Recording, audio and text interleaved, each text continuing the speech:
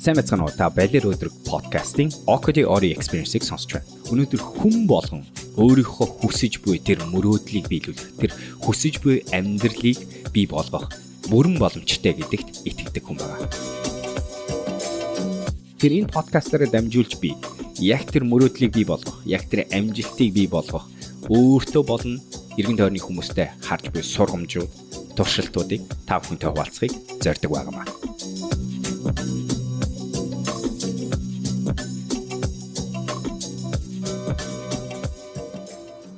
Сайн байцгаана уу бүгдэнд нь энэ өдрийн мэндийг хүргэе. Ингээ та Okodi Ori Experience-ийн дараагийн дугаарыг сонсох гэж байна. Өнөөдрийн сэдв үг үйлдэлийн ялгаа гэсэн зүйл. Тэр энэ шинэ үг биш, мэдээч хэрэг та намайг хэрвээ Instagram дээр дагдаг бол эсвэл миний юмыг урд нь үзэж байсан бол олон удаа ярьж байсан, ишлэл болгож тавьж байсан, энийг янз янзын өнцгөөс нь урд нь бол ярьж байсан. Өнөөдөр болохоор би энийг тэгвэл жоохон задлж яриад энэтэй холбоотой нэг зүйлийг ярих хэрэгтэй гэж бодож байна. Тэр нь болохоор юу вэ гэхээр бид нар ялангуяа би өнөөдөр яагаад ингэж ядаргаатай юм шиг тийм ээ, яг л нөгөө балиар гэдэг шиг, балиар өөдрөг юм шиг өөрийгөө дандаа шахаж, түлхэж аль болохоор тууштай байж тийм ээ. Би одоо энэ лист гаргаж байна л да. Энэ жил хийж байгаа өдөр болгон санаачлагтайгаар, анхааралтайгаар өөртөө хийдэг шин зүйлүүдийн листийг гаргаж үзэж байгаа. Тэгээд нэг одоогийн байдлаар нэг 20 хэдэн зүйл өдөр болгон би хийх гэж оролддог юм байна гэж харж байгаа. Тэгээд тэр нь тийм ээ, нөгөө өглөөний 1 цагаас эхэлж байгаа шүү дээ. Одоо би өглөөс ирэхээр хамгийн түрүү юу хийх гэж оролддог, юу хийхгүйг оролддог гэл ингээл маш олон дүрмүүд байгаа тийм ээ. Миний өглөөний 1 цагийн ийм горин байгаа, дагдаг ийм зааварчилгаанууд байгаа. За тэгээд тэрнээсээ цаашаа явангууд цаашаа үргэлжлүүлэнгуудаа өнөөдөр чинь нэг хийж дууссан зүйл нь шинэ ном уншиж дуусглаа. Тэрнийхээ араас дөнгөж түрүүхэн би одоо 4-5 сар боловсруулж байгаа өөрийнхөө шейк буюу ингээд эрүүл мэндэд хэрэгтэй амин дэмээс бүрдсэн тусгай уудаг юмаа бэлдэж орж байна. Өнөөдөр тэрэн дээрээ collagen peptides буюу коллагенийг нэмж эхэлж байгаа. Гэх мэтээр би маш олон зүйлийг байнга хийдэг. Би маш олон зүйлийг байнга шахдаг өөр дээрээ. Маш олон зүйл дуршилтыг өөр дээрээ хийдэг. Тэгээ тэрийгэ дагаад би бас өөрөө та хийдэг ч гэсэн чадна. Сонсогч нар маань намайг дагдаг хүмүүсийн хувьд, залуучуудын хувьд, entrepreneur-уудын хувьд бүгдээрээ бид нар мөрөөдлөө биелүүлэх бүрэн боломжтой, өөрийнхөө зорилгыг биелүүлэх, бодит болгох бүрэн эрх тэгш боломжтой гэдгийг ярьдаг болохоор би хүмүүсийг бас шахдаг. Хүмүүстэй бас тэр ярьж байгаа зүйлээ хийх гэж хичээдэг. Өдөр болгон 7-оос 9 цаг унтах гэж үз. Кофе өдрийн 2 цагаас битгий уу. Бясалгал хийж сур. Өөрийгөө хэн гэдгийг таниадах. Өнөөдөр та яагаад хүнтэй ууралдаг юм? Яагаад би гомддгийн, яавал би баярлдгийн, яавал би хөөрдгийн. Тэр болгоныгоо олоотгооч, мэдээтгэж, journaling буюу өөрийнхөө сэтгэлийг цаасан дээр бал цаас аваад дэвтэр дээр бичээдэх энэ төргээд олон зүйлийг хүмүүсийг бас шахдаг гэсэн. Тэгвэл асуулт гарч ирж байгаа юм л да. Яах гэж ингэж өөрийгөө шахаад байгаа юм бэ? Тэгээ энэ асуултыг хэрвээ миний Instagram-ыг үзчихсэн бол саяхан би бас нэг шинэ өөрийнхөө эрүүл мэндэд хийж эхэлсэн зүйл нь би уламжлалт эмчтэй уулзаж эхэлсэн. Өчигдөр би 2 дахь уулзалтаа хийгээд зөв тавиулсан байгаа. Тэгээ эхний уулзалтан дээр доктор Бэй гэдэг шинэ эмчтэй уулзаж байгаа. Тэгээд эхний уулзалтан дээр уулзсан чи доктор Бэй надаас ингээд за окей чи эрүүл мэндэд юу хийдгүү, ямар өвчтэй, ямар зовёртэй, ямар юутай гэдэг. Би болохоор би маш их анхаардаг, тэр чутгаараа би юм хийдэг гэдэг ингээд листүүдээ хэлсэн чинь манай хүн асуусан л да надаас. Нэгт болохоор чи залуу ээж яагаад ингэж байгаа. Хоёрт нь болохоор чи ер нь яагаад ингэж өөрийгөө ингэж их шахаж, ингэж их энд анхаарал тавиад уул нь бол одоо айгүй өвдсөн хүн л тэгдэг, эсвэл одоо хорт хавдар тусцсан хүн ч юм уу. Ер нь асуудал орчороо хүмүүс нэг ийм хандлагатай, ийм горим руу ордог штэ. Чи ер нь яах гэж ингэж байгаа гэдэг асуулт их надаас асуусан. Тэгээ яг тэр өдөр ихний уулзалтын үеэр би яг тэрэнд нь гоё хариулт өгч чадаагүй. Би бодоод нэрээ би яагаад гэж юм бол би зүгээр л эрүүл байх гэдэг үү гэхэр чинь үгүй штэ. Би зүгээр би одоо бол эрүүл хүн, нэлээд эрүүл хүн. Би бүр харин ч эрүүлээс цаашаа даваа туулшраад миний бүр одоо боддог зүйл нь жишээ нь биеигээ болохоор махбод биеигээ болохоор би 20 настай хүний бие шиг болгомоор байна. Тархиа, сэтгэл зүгээ, сүнсэн биеигээ болохоор би илүү гэгэрх гэдэг юм руу ойртмаар байна. Өшөө тайван болгомоор байна. Өшөө хүмүүст ээлдэг, хүмүүст сайхнаар өгөөмөр тийм ханддаг хүн болмоор байна. Тэгэхээр би илүү туйлширсан байдлаар өөртөө зориг тавиад тэгээ тэдгээр зорилгууд руугаа тэмүүлж байгаа гэсэн. Тэгмээд эрүүл байхын төлөө би энийг хийж байгаа биш. Харин яагаад хийж байгаа юм бол гэдэг асуулт гарч ирсэн. Тэгээ би тухайн үед нь доктор Бэйд хариулж чадаагүй. Тэгээд эхний удаагийн уулзалт дуусаад тэгээ би энэ асуултыг өөрөө дотроо аваа явсан буцаад тэгээд оног ботсон 2-7 хоног бодлоо энэ асуултын тухай. Тэгээ энэ асуултын хариулт би Америкийн эзэн улсын нэр таад миний Instagram-ыг дагдаггүй бол Instagram дээр би энэ жил уншсан 52 номныхоо хамгийн өөртөө таалагдсан гууд буюу 5-5 оноо өгсөн номнуудынхаа тухай видеонууд хийгээд тавьж эхэлсэн байгаа шүү. Тэгээ би 3 ном тавьсан байгаа. Тэгвэл миний эхний тавьсан ном Team of Teams гэдэг нэртэй Америкийн нэгдсэн улсын 4 хоттой генерал байсан Stanley McChrystal гэдэг хүний номын тухай ярьсан байна. Гэхдээ би Stanley McChrystal-ийн номыг уншиж байхдаа тэр хүний нэг хэлсэн зүйлийг ойлгож авсан. Тэгээд тэр нь магадгүй миний яагаад өөрийгөө ингэж шахдгийг гэдгийн хариулт болсон гэж бодож байна. Одоогийн байдлаар. Тэгээ гүнзгийрээ бас нэг хариулт гарсан. So anyways, хариулт нь юу болж таарсан бэ гэхээр би яагаад ингэж өөрийгөө шахдаг юм бэ? Би яагаад ингэ өөрийгөө олон юм руу туршдаг юм? Би яагаад өнөөдөр өөрийгөө зүгээр л 50 байгаад идэх холоо идэл явж байхын оронд заавал 16 цагийн мацгаа өдөр болгон дуусгасны дараа л 8 цагта багтаагаад жин нэмгэж байгаа хэмжээндээ тохирсон хэмжээний калори болон 2 чухал бусад одоо дагалдмал эрц баялаг юм дээр анхаардаг энэ юмнууд гарч байна. Хариулт нь McChrystal-ийн хэлсэн зүйл нь энэ байна. Бусдыг хэрвээ юм хийлгэмээр байвал хамгийн зөв арга нь хүн гэдэг амьтан яавал хүнийг дагдаг юм, хүнийг сонсдог юм бэ, хүний хэлснийг ойлгох юм бэ гэвэл хэлснээр байдаг юм бэ гэвэл хүнийг хараад дагж байж л дуурайдаг.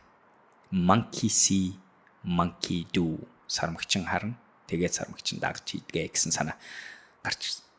Тэмчлэлээр өнөөдөр лидер байх, манлайлагч байх, бусдад мессеж өгөх, бусдад урайлал өгөх, бусдад нөлөөлөх гэж оролдох хамгийн зөв нөлөөллийн арга механизм нь бол өөрөө хийж байж, өөрийнхөө жишээгээр дагуулж бусдыг хөдөлгөх гэсэн санаа гарч ирж байна.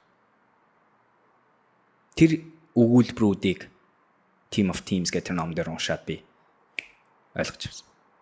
Магадгүй энэ байна. Магадгүй би одоо болтол өөрийгөө тэгж 100%, 150%, 200% шахаж байгаа нэг шалтгаан нь болохоор би өнөөдөр өөрөө хийж байж л бусад хүмүүс намайг даагна. Юм байна штэ. Энэ муу юм байж болох уу гэж бодоод үз. Тэгмээд хариулт нь бүр яахааргүй тийм болж таарсан. Би хүмүүст туслах гэж оролддог. Би хүмүүст урам зориг өгөх гэж оролддог. Би хүмүүсийг хөдлөх гэж оролддог. Би хүмүүсийг балиар сэтгүүтэй хандлагатай болох гэж оролддог. Тэгээ нэгэнт болсныхоо дараа тэр хүмүүсийг тэр балиар амьдралыг бий болгох үйлдэлүүдийг хийх гэж оролддог хүн байна. Тэгвэл би тэрийг нь би хүн болон тэрийг хийх бүрэн боломжтой, бүрэн эрхтэй боломжтой гэдэгт 100% итгэж байгаа. Гэхдээ би бас нэг итгэж байгаа зүйл нь юу вэ гэхээр хичнээн олон хүн өнөөдөр англи хэл сурах хэрэгтэй гэж ойлгож байгаа ч гэсэн одоо болтол ихэнх нь сурж эхлээгүй л байдаг. Одоо болтол ихэнх нь өөрийнхөө хүсч буй нөхцөлийг бүрдүүлэхэд шаардлагатай тэр ихний алхам, хоёр дахь алхам, гурав дахь алхмыг нь авж эхлээгүй л байдаг. Тэр үед нь тэгвэл ямар хүн яаж хэлвэл тэр хүний тэр үйлдэл хийтэл нь хангалттай итгэл үнэмшил нөлөөллийг бий болох вэ гингод хийдэг хүнийг л харах.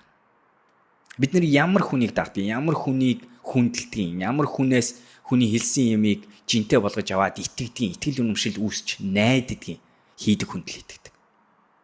Тэмчлэлээр миний хэлж байгаа. Би үг, үйлдэл хоёроо хоорондын ялгааг нь арилгах гэсэн. Би өөрөө хийж байж л одоо бусдад тэрийг ярих хэрэгтэй, заах хэрэгтэй. Бусдтай тэрийг хуваалцах хэрэгтэй. бусдтай өөрийнхөө туршлагаар үндэслэж, өөрийнхөө амьдрсан амьдралаар үндэслэж ярих юм бол хамаагүй он догоор ярина. Хамаагүй үр дүнтэй байна. Хамаагүй бүтээмжтэй, хамаагүй үр нөлөөтэй байж чадна гэдэг юм чинь. Тэр тийм хариулт нэрсэн.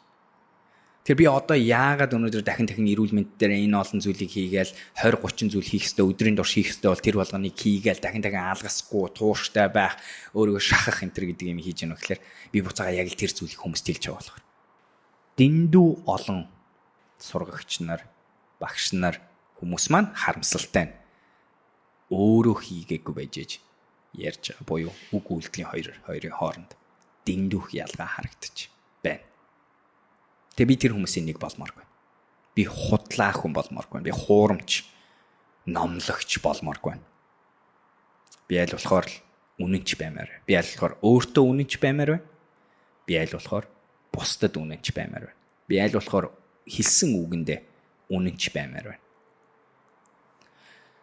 Тэгээд дурдаад хэлэхэд миний ихэнх ярьж байгаа юмны тэр үг үйлдэлийн хоорондын ялгаа нь сүүлийн 2 жилд яг алга болж байгаа. Би тэрний өмнө яадаг байсан бас л өөрөө 100% хийдгүү юм а хүмүүс ярьдаг л байсан. Заадаг л байсан.